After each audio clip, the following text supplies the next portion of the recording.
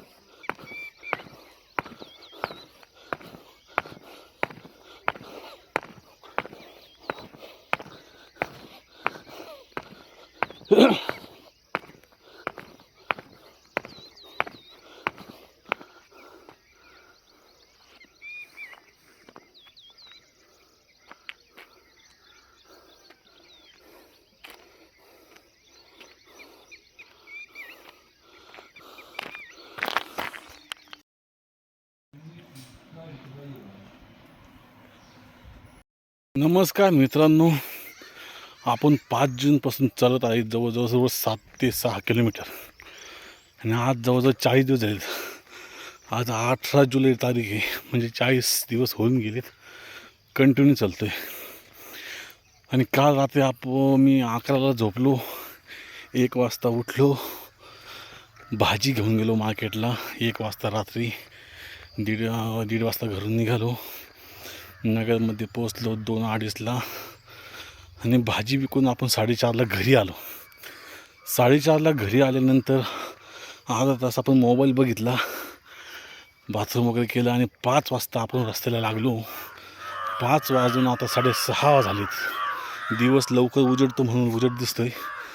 6:30ला आपण रस्त्यावर आता उभे आहेत. 7 किलोमीटर चालला आहे. आपला पावसाळ्यातसुद्धा 1 दिवसही खाडा झाला नाही आणि आपण चालायचं कंटिन्यू ठेवलेलं आहे.